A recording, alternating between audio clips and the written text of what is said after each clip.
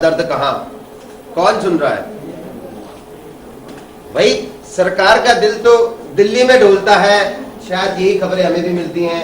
जयदी जी अंबिका सोनी पे हुंकार भर चुकी है, उसके बावजूद भी दिल्ली दौड़ है।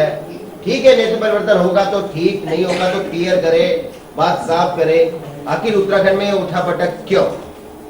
देखिए, बिल्कुल अस्थिरता का माहौल है, स्थिरता कहीं भी नहीं है।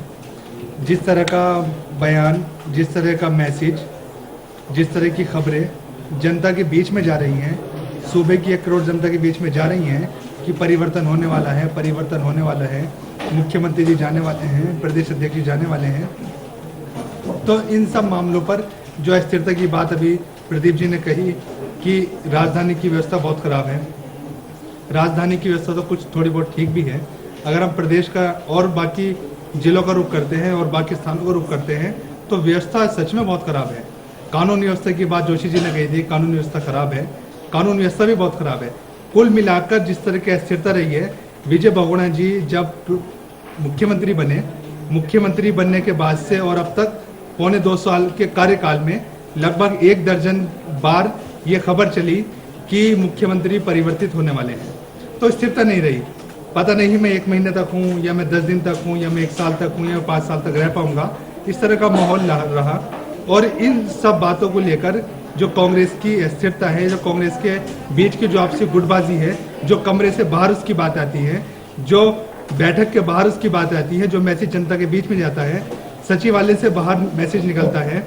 आज बिल्कुल कई सारे मंत्री डटे रहे दिल्ली के अंदर। कुछ मंत्री कल शाम तक वापस आ गए थे, कुछ मंत्री अभी भी डटे हुए हैं, कुछ विधायक आज भी दिल्ली के अंदर हैं। और जो स्थिरता का नहीं आ पा रही है, जो अस्थिरता का माहौल है, परिवर्तन की बात चल रही है, इससे बिल्कुल विकास बाधित हो रहा है। और अब तक यही होता चला आया है।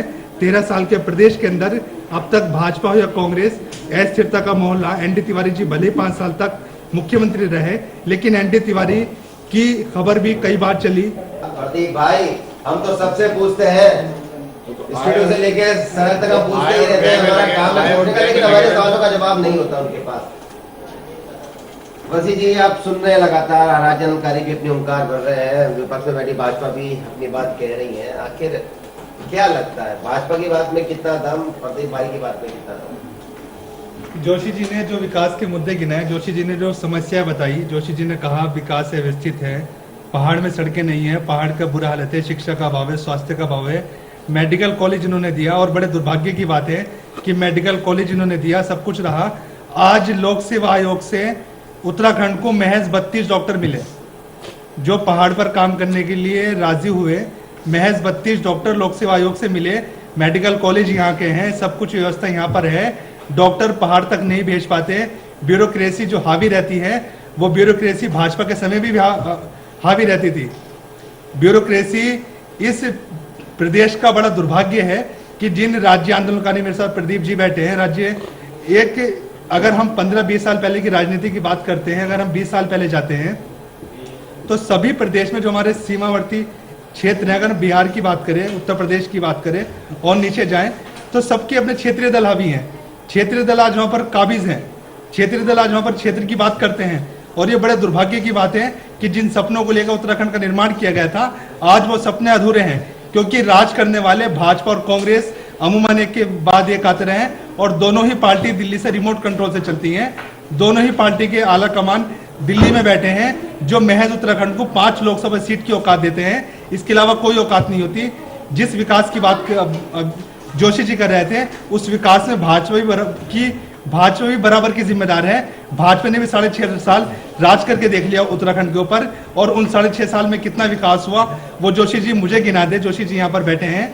और एक चीज और मैं आपको बताता हूँ, प्रदीप जी ने जो अब तक कहा, जिस तरह के परिवर्तन की बात चल रही है, जिस तरह विकास की बात चल रही है, विकास तभी होगा तब क्षेत्र के समस्याओं को उठाया जाएगा। और इन पिछले पौने 2 साल में अगर हम रतन जाते हैं तो इस सरकार का एक बड़ा दुर्भाग्य रहा। 7 लोग इसके साथ पीडीएफ के जुड़े हुए हैं, 3 बसपा के और 4 निर्दलीय हैं। उसमें सबसे बड़ी बात मैं आपको बताता हूं कि इस प्रदेश का दुर्भाग्य ये रहा कि विपक्ष से ज्यादा जो अपने सीएलपी के विधायक हैं, सीएलपी के विधायक धरने पर बैठकर अपनी बात को जनता के सामने रखते हैं, सरकार के सामने रखते हैं। हरीश धामी, मनोज तिवारी, आपदा से पहले क्या माहौल था? 14 विधायक कांग्रेस के धरने पर बैठे थे, विपक्ष खामोश होता है, विपक्ष कुछ बोल नहीं पाता। क्षेत्र जो सीएलपी के विधायक है, सीएलपी के विधायक आवाज उठाते हैं। जहां तक पीडीएफ के ब्लैकमेलिंग की बात है, तो पीडीएफ आज अपना हक रखता है। पीडीएफ के 7 विधायक है, पीडीएफ के 7 विधायक अगर एक साथ होकर अपनी बात बोल दे तो कांग्रेस जो लगातार परिवर्तन की बात कर रही है उसमें सन्नाटा छा जाएगा। क्योंकि बिना पीडीएफ के कांग्रेस कुछ भी नहीं है। बिल्कुल। बिना पीडीएफ के भाजपा पूर्ण बहुमत हासिल नहीं है, ना भाजपा के बाद ना कांग्रेस के बाद। लेकिन पीडीएफ अपनी ताकत नहीं समझता, पीडीएफ अपनी पावर नहीं समझता, पीडीएफ पीछे खड़ा हो जाता है। पीडीएफ जिस तरह से बात करता है कि हम सरकार के साथ हैं, हम कांग्रेस के साथ हैं, हम विकास के साथ हैं, कहां विकास के साथ हैं? प्रीतम पवार जी कितने विकास के नाम पर बोले, मंत्री प्रसाद नेथन जी कितने विकास के नाम पर बोले। ये बड़ा दुर्भाग्य है कि विपक्ष नहीं बोलता, सीएलपी के विधायक बोलते हैं। मैं आपको बताता हूं, आपदा के बाद जब अजय भट्ट जी ने दौरा किया, उत्तराखंड का दौरा किया, 4 धाम के दौरे के बाद वो जब वापस आए तो उस वक्त लोकायुक्त का मामला प्रदेश के अंदर चल रहा था।